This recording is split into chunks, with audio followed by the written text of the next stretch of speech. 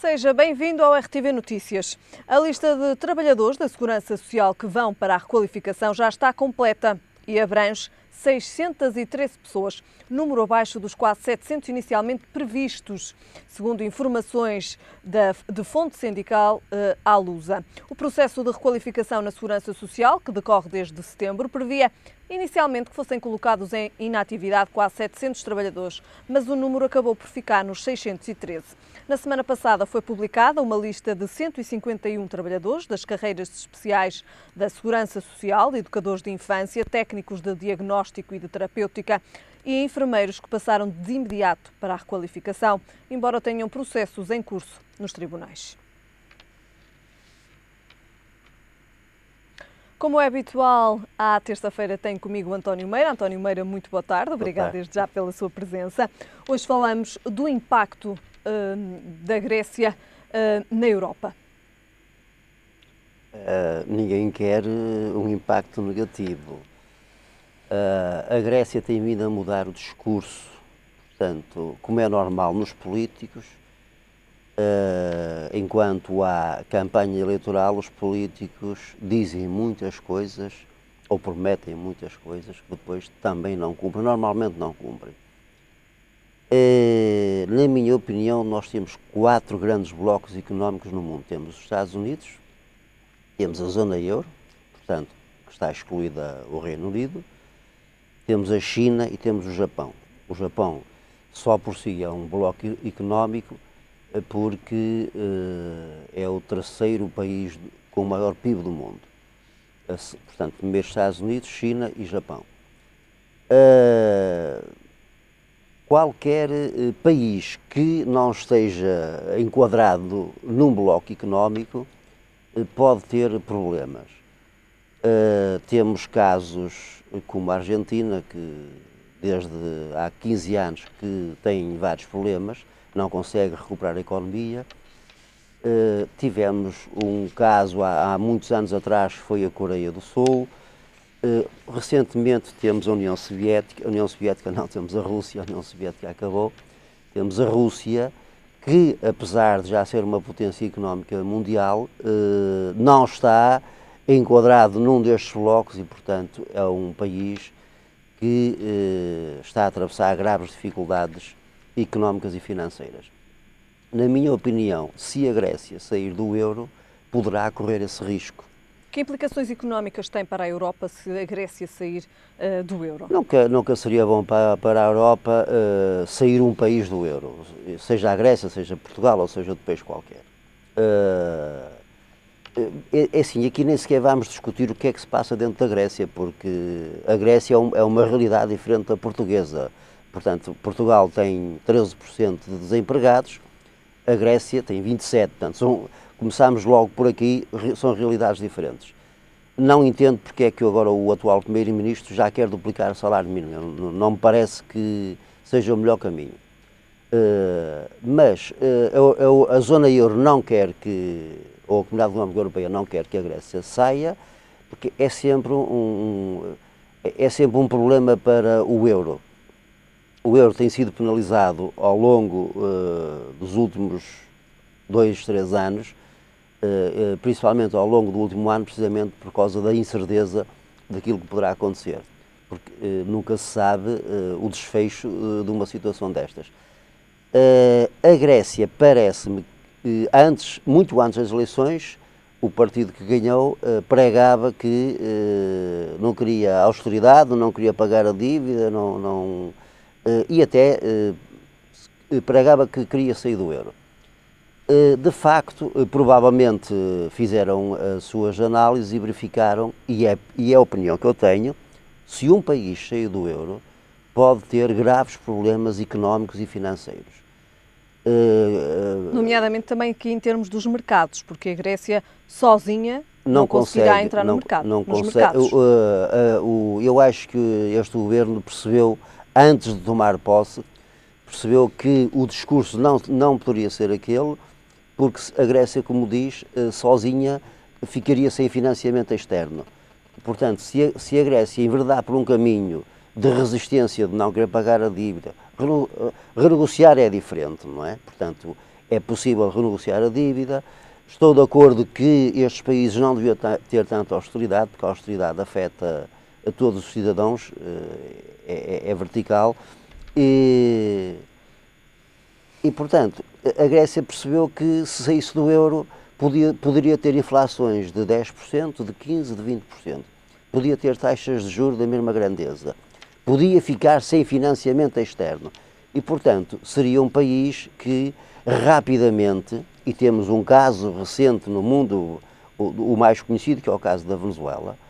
Portanto, quer o Hugo Chávez, quer o Nicolás Maduro tentaram políticas que foram contra os investidores. Ninguém financia a Venezuela. A Venezuela tem uma queda, em 2014 teve um PIB, teve menos 10% no PIB, e, portanto, acredito que esse seria, se a Grécia sair do euro, será esse o caminho inevitável que irá percorrer. É evidente que, se isso acontecesse, isto iria haver um terremoto mundial, pelo menos nos mercados financeiros. O euro também já se ressente o euro iria se ressentir ainda mais. Desta crise, por assim dizer, que está a afetar a Europa, em termos de não se saber propriamente como é que irá ficar esta questão da Grécia. Se teremos aqui uma renegociação da dívida, que é aquilo que também a Grécia neste momento também fala numa renegociação, ou se de facto irão mais longe. Eu não acredito que a Grécia vá mais longe. Acredito que eles exijam uma renegociação da dívida, acredito que eles exigem o alívio da austeridade, e eu acho que eles não podem ir mais longe, porque se um país não tiver investidores externos, a própria economia acaba por se autodestruir. Agora, há aqui muitas questões que se poderiam colocar. A Alemanha também não pode impor, porque a Alemanha tem imposto aos países da zona euro determinadas regras muito rígidas, em que os países não conseguem suportar essas regras, que é aquilo que nós conhecemos por austeridade. Agora, a Alemanha também exige que os países façam reformas, que os países não se endividem muito, porque no fundo quem suporta a economia europeia é a Alemanha, não é a França, nem é a Itália, é a própria Alemanha. Ora, se eles suportam a economia europeia, aceito em parte que a Alemanha faça algumas exigências aos países. Mas voltando à Grécia, a Grécia já teve um perdão de dívida. Portanto, houve credores que ficaram sem esse dinheiro que emprestaram à Grécia. Ao repetir esta situação, a Grécia estará, mesmo estando dentro da zona euro, corre o perigo de deixar de ter financiadores, a não ser que o BCE o consiga fazer sozinho. Não acredito que o BCE tem regras para emprestar dinheiro, tem regras para comprar obrigações e, portanto, não irá tratar a Grécia como um país diferente dos outros. E, portanto, tivemos precisamente, falámos aqui precisamente antes do anúncio do BCE da compra de obrigações da dívida, precisamente também um anúncio feito uma quinta-feira, sendo que as eleições na Grécia eram num domingo. Portanto, aqui também uma forma de fazer pressão sobre a Grécia. É assim, é normal que o país tenha que fazer pressão. Portugal não fez muita pressão, a Espanha também não, mas a Espanha não foi intervencionada nem pela Troika, nem pela FMI, nem pelo BCE. Conseguiram de outra forma resolver os seus problemas. A Irlanda foi intervencionada, já pagou, creio que toda a dívida que tinha ao FMI e à Troika. A Grécia realmente é uma realidade diferente da portuguesa. Os gregos têm que ter cuidado com aquilo que estão a exigir, porque tudo pode acontecer. Portanto, embora não seja bom nem para a zona euro, nem para a moeda, tudo pode acontecer. A moeda está a ser castigada. As moedas têm ciclos em que sobem e têm ciclos em que descem. Também podemos dizer que o dólar americano também teve castigado durante a última década. Portanto, Não vejo as coisas por aí, porque uma moeda fraca também traz vantagens. Os exportadores ganham com isso, as importações são mais baratas, importamos inflação também, mas é uma inflação menos, é mais saudável esta inflação que se importa quando os produtos são baratos. Portanto, a moeda baixa também é bom para a economia. Aliás, hoje faz-se uma guerra, não é preciso muitas armas, com o próprio sistema financeiro resolve o problema de atacar um país ou não, que é aquilo que nós estamos a assistir na Rússia. Pode acontecer na Grécia, se a Grécia sair do euro também. A Grécia propõe 2 tipos de pagamento. Propõe pagar a dívida primeiro com uma taxa indexada ao crescimento da economia e segundo com aquilo que chama de obrigações perpétuas. É assim. É um plano de pagamento as mais... obrigações perpétuas ninguém as recebe. O pagar a dívida com uma taxa de juros indexada ao crescimento poderá ter alguma razão. Agora, pagar o restante, não sei se é tudo, se é a totalidade da dívida, com obrigações perpétuas, portanto, quem é que as vai receber? É evidente que fica ali a responsabilidade do país, mas não me parece que os credores irão aceitar, pelo menos essa segunda questão de a Grécia. Não, eu não acredito que eles aceitem isso. Não. Economicamente, o país conseguiria ter mais facilidade no pagamento se isso acontecesse, da dívida? Conseguiria, vamos lá ver. Baixar a austeridade. Mas com a Grécia exigindo que a dívida seja paga dessa maneira, poderá afastar os investidores também. Portanto, eu não vou investir em obrigações gregas sabendo que não as vou receber. Aliás, nós tivemos em Portugal, creio que o BES, que emitiu obrigações perpétuas. Há várias empresas e vários países que fazem isso. Também há países, como a Alemanha, como o Japão, por exemplo, em que as taxas de rendimento das obrigações são negativas. Isto quer dizer que há pessoas que têm excesso de liquidez e não querem ter o dinheiro todo no mesmo cesto e, portanto, emprestam dinheiro a determinados países, confiam nesses países e não recebem juros. Mas essas obrigações têm uma maturidade, nesse caso não têm. Portanto, acredito que a primeira razão que eles no fundo, exigem, acho que tem fundamento. A segunda não tem. Portanto, iria também, de qualquer forma, afastar os investidores. Muito bem. António Meira, muito obrigado. Voltamos a ver-nos na próxima semana. Até a semana. Portugal volta a marcar presença na eleição dos melhores destinos europeus. A concurso está a cidade de Lisboa. A votação decorre até o dia 10 de fevereiro e tem em conta a avaliação dos serviços em hotéis, restaurantes, museus e locais de diversão. Em 2014, o Porto foi eleito o melhor destino europeu. Este ano, Portugal continua a querer marcar presença na lista de destinos turísticos de eleição e vai a votos com a cidade de Lisboa. A capital portuguesa está desde terça-feira a ser votada no site European Best Destinations. Nesta competição entram cidades como Barcelona, Istambul, Paris ou Roma, também a concorrer para o título de melhor destino europeu. No site, Lisboa é considerada uma cidade iluminada e um espelho de milhares de cores, resultado da presença frequente do sol em contraste com o rio. Destaca-se ainda a arquitetura e beleza única da capital portuguesa. A diretora executiva da Associação de Turismo de Lisboa, em declarações ao Jornal de Notícias, afirmou que é com orgulho que verifica que Lisboa tem demonstrado ter dinamismo e capacidade de inovação ao tirar partido da qualidade e diversificação da sua oferta turística ao longo dos anos. Ficamos agora com o Minuto da Água.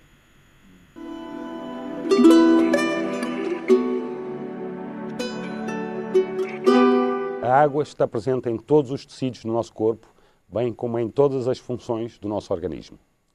A adequada hidratação é determinante para a promoção da saúde.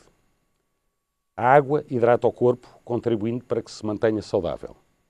Evita perturbações do trânsito intestinal, como a prisão de ventre, ajuda a fortalecer as defesas naturais, previne a formação de pedras nos rins, ajuda a combater as infecções do trato urinário, ajuda a melhorar as funções cognitivas, como a capacidade de concentração, de memória e de raciocínio, e até favorece o bom humor. Além da quantidade, é condição essencial que a água que ingerimos tenha qualidade. O abastecimento de água para consumo humano é um serviço público essencial ao bem-estar e à saúde pública da população, na medida em que garante os requisitos de qualidade para consumo humano. Refere-se habitualmente que €1 investido nestes serviços pode poupar €9 em despesas de saúde. Proteja a sua saúde. Beba a água da rede pública.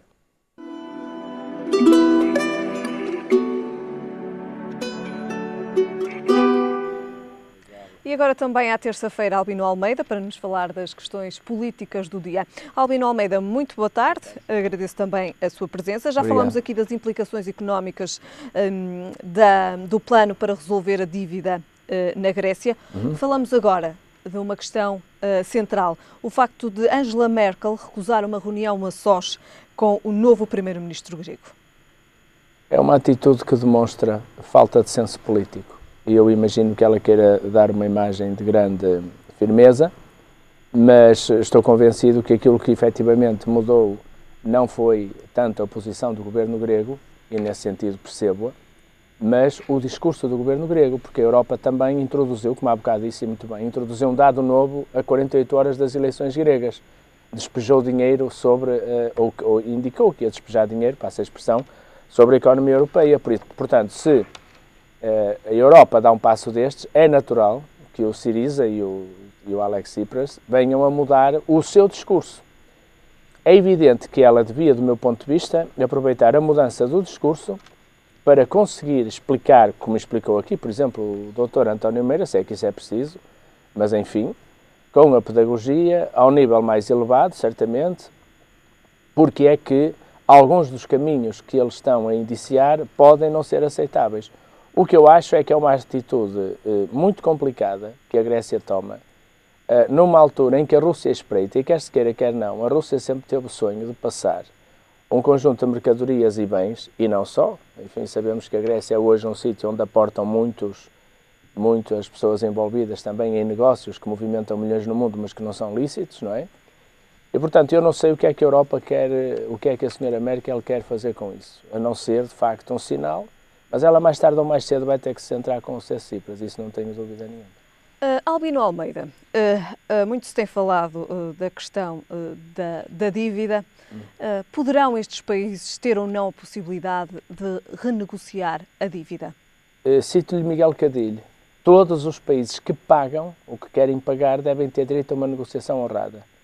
Eu diria que aquilo que constituiu o euro foi uma convergência orçamental, ou seja, todos os países têm que procurar ter um déficit não superior a 3% daquilo que é o seu PIB. Isto é a regra para estarmos todos na comunidade europeia, na Europa.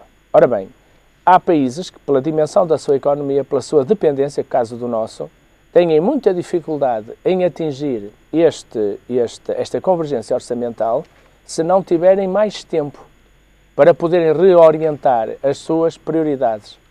Acontece é que a Europa está sem nenhum objetivo estratégico. Nós, neste momento, estamos a navegar um dia de cada vez. Portanto, a senhora Merkel prova mais uma vez que é, de facto, uma verdadeira nulidade em matéria estratégica, porque ela devia pôr em cima da mesa um plano estratégico para a Europa. Dizer, nós vamos ter convergência orçamental e uma moeda que serve para quê? Para que é que serve isso? Para todos os países perceberem o bom de fazerem a convergência orçamental. E depois dizer a cada um, vocês têm de facto que apresentar medidas que provem que estão a caminhar para a convergência orçamental, mas de forma sustentável. Repare, Portugal tem uma convergência orçamental, atingirá não sei quantos por cento este ano, segundo o Governo. Porquê é que o FMI duvida? Porque foi feita à base de cortes. Se isto tiver que um dia que se repor aquilo que se cortou, imediatamente o déficit aumenta, ou seja, nós temos que olhar para isto com alguma calma. Há gerações no meio que não podem ser sacrificadas, quer gerações jovens, quer gerações mais velhas. E, portanto, é preciso encontrar aqui um caminho sério, porque a convergência faz sentido. Agora, não há objetivo estratégico para a Europa. Nós queremos uma moeda forte para quê? qual é o objetivo estratégico, como é que posicionamos estrategicamente a Europa, a sua indústria, o seu turismo, os seus serviços, em função de quê? Para dentro, entre a Europa ou para fora no contexto de uma economia mundial. Enquanto não houver este desígnio, que aliás Portugal não tem também há muitos anos, nós estamos de facto sem o desígnio estratégico, por isso tanto vale, hoje corta-se na educação, amanhã corta-se na saúde, depois corta-se numa forma de tentar resolver o problema, mas como aconteceu em Portugal, a depressão que se vive na Grécia tem a ver com o facto das pessoas estarem a ver empobrecer brutalmente, a dívida aumentar e não perceberem sequer a bondade do objetivo. Esta recusa em não se sentar com o primeiro-ministro grego vai de facto alimentar o mal-estar entre a Grécia e a Europa? Bom, eu acho que vai acentuar, porque mal-estar é patente que existe, não é? Agora, eu estou convencido que é um sinal que visa dobrar a espinha, passa a expressão, numa expressão que ficou célebre em Portugal, à Grécia. Tenho muitas dúvidas que ela vai conseguir ir por esse caminho e que não vai ter ela própria grandes pressões a nível europeu para mudar de posição.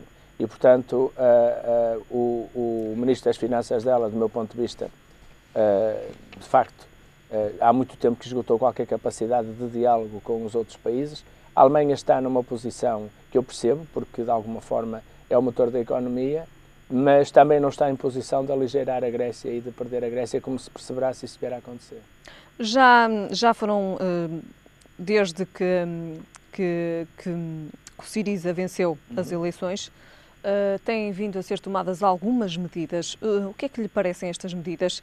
E poderemos também aqui fazer uma análise daquele que é o primeiro-ministro mais jovem, 40 anos, a postura.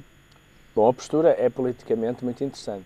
Trata-se de alguém que em 24 horas apresenta um governo, toma posse e começa a governar. E começa a governar simbolicamente.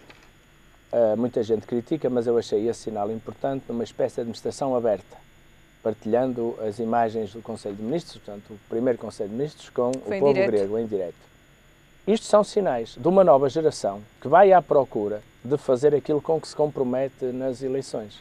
Tenho bem consciência do que fizemos em Gaia. Quando fizemos em Gaia, quando ganhamos as eleições em Gaia e baixamos o IMI e a fatura da água, muita gente disse, vocês com uma Câmara super endividada ainda vão prescindir dessa receita. E nós quisemos dar esse sinal. Porque o que as famílias de Gaia precisam é de ser ajudadas na altura em que as coisas estão mais difíceis. Daqui a uns anos, certamente, com uma melhoria gradual das condições de vida, poderão pagar um pouco mais, desde logo, porque ganhando mais, em termos percentuais, por exemplo, em matéria de impostos e tudo mais, isso também contribui para o aumento da receita. Portanto, aquilo que o Sr. Tsipras fez é uma coisa que eu percebo, ou seja, quando nós aumentamos o rendimento na bolsa das pessoas, puxamos pela economia pelo lado da procura e, simultaneamente, criamos as condições do próprio Estado e buscar financiamento. A única questão a ter em conta é perceber que procura vão os gregos fazer, se é uma procura para a qual a Grécia está preparada, que esse foi um problema que se levantou em Portugal, se nós temos condições de substituir um grande número de importações e a Grécia tem essa possibilidade, ou não, porque aí, efetivamente, pode a procura aumentar através de um maior endividamento, que serão exatamente as exportações. Portanto, é uma situação complicada. Muito bem. De política internacional, falamos agora de educação. Apenas 15 professores no sistema de requalificação. É um número bastante reduzido comparado com outros anos. Que conclusões poderemos tirar? Olha, como podemos criar as conclusões que quando se tira muito sangue a um corpo, é provável que depois a parte final seja menor.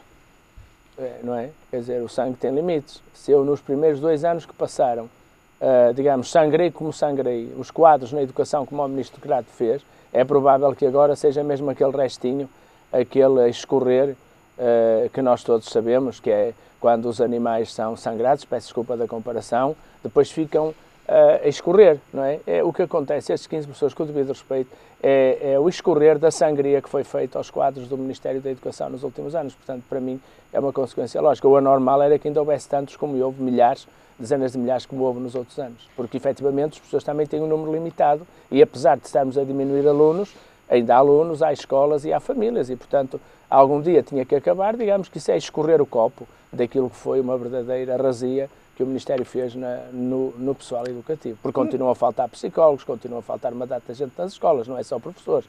Portanto, o que estamos aqui a falar é de professores, 15 é de facto o restinho mesmo daquilo que foi um sangramento brutal que o Ministério fez às escolas. Assistimos aqui também, poderemos utilizar esta palavra, uma reforma na educação. Não, sabe, eu acho que as reformas são sempre pensadas, como estava a dizer de Gaia, quando nós fazemos alguma medida mais difícil, mas que visa um objetivo. Nós fizemos esta reforma, deixámos professores com imensas dificuldades em dar aulas, um índice de reprovação logo no segundo ano de escolaridade brutal, como nunca houve, e turmas com 30 alunos. Portanto, isto não foi reforma nenhuma. Isto foi, de facto, uma medida à bolsa que visou exclusivamente, como aliás deva dizer-se, depois de 2010, muitas das medidas da educação tiveram como único objeto contentar o Ministério das Finanças, e, portanto, mas com especial incidência neste governo, e, portanto, o que vai acontecer no futuro é que nós vamos ter que olhar para as realidades e desfazer turmas de 30 alunos, porque não é possível ensinar 30 como se fossem um só. Portanto, isto não teve nenhuma reforma, isto foi uma medida, várias medidas do Ministério da Educação, daquele que foi, para mim, o ministro mais reacionário do ponto de vista de reagir ao sistema, de lhe dar um encontrão para o destruir, como ele disse, implodir, mas depois não saber construir nada a partir daquilo que destruiu. Apenas uma última nota para este comentário. Falamos agora de saúde.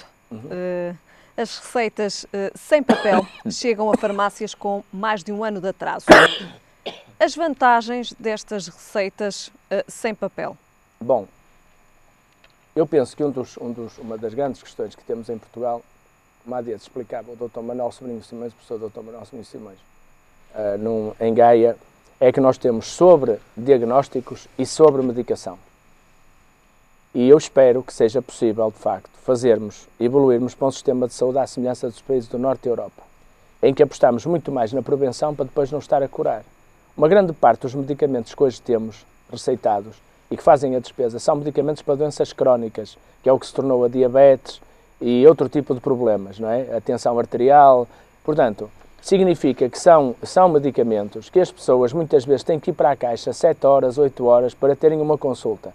Parece-me bem que eu, que sou um doente crónico, que estou diagnosticado no sistema de doente crónico, possa mandar ao meu médico ou a quem de direito a dizer eu vou precisar de mais embalagens porque sou um doente crónico disto e que essa receita me possa ser enviada pela net e que eu possa aviá-la na farmácia da mesma forma. Parece-me bem se for isso. É um processo mais vantajoso. É um processo vantajoso porque não há volta a dar. As pessoas, isto não foi feito à prevenção, temos hoje um índice diabético, aliás, temos hoje uma população envelhecida e, portanto, sabemos todos que a partir de 50 anos a qualidade de vida diminui. Há, portanto, um conjunto de pessoas cuja vida vai até aos 80, 90 anos, mas com uma qualidade de vida que é apoiada numa medicação que é crónica, isto é para fazer sempre até ao fim da vida das pessoas. Nesses casos, de facto, não se justifica estar a ir tirar uma senha, estar a marcar uma consulta, estar a encher os centros de saúde que podem ser precisos para outras urgências. Isto pode ser, de facto, resolvido de outra maneira. Mas, como disse há pouco, de facto, Portugal é um país envelhecido. Como é que as pessoas mais idosas vão lidar com estas receitas sem papel? Já temos dito isto muitas vezes. Muitas vezes as pessoas bastaria deslocar-se ao seu centro de saúde e ter lá 1 ou 2 guichês com uma menina, como acontece nos hospitais. Sabe que as pessoas vão ao hospital, está lá uma menina que pega no papel, me lê numa máquina, não é? Lê aquele código de barras que o papel tem. Todos nós, hoje em dia, recebemos papéis da medicina com código de barras. Por isso, a gente chega ao hospital para uma consulta, ela coloca o código de barras frente ao visor e tudo o resto é desencadeado a partir dali. Não parece nada complicado que pessoas de idade ou os seus representantes pudessem deslocar-se e dizer trata-se de uma doente crónica disto e, portanto, perante aquilo que é o acompanhamento que está dedicado pelo médico, é perfeitamente possível fazer isto, na minha opinião. É uma questão de afinar o sistema e de melhorá-lo. Começar é bom caminho, porque quanto mais tarde se começar, menos problemas se percebem e menos problemas se resolvem. Muito bem. Albino Almeida, muito obrigada. Voltamos a ver-nos na próxima semana. Quanto a nós, ficamos agora a saber como estará o tempo amanhã. E são esperados períodos de céu muito nublado, diminuindo gradualmente de nebulosidade a partir do início da manhã. Aguaceiros fracos na região sul e litoral centro até início da manhã. Quanto a temperaturas, o Porto espera uma mínima de 2 graus e uma máxima de 10. Em Lisboa, a mínima será de 6 graus e a máxima de 12. E em Faro, a mínima será de 7 graus e a máxima de 14. É o ponto final neste bloco informativo. A informação regressa mais logo aqui na RTV. Até lá, fique bem.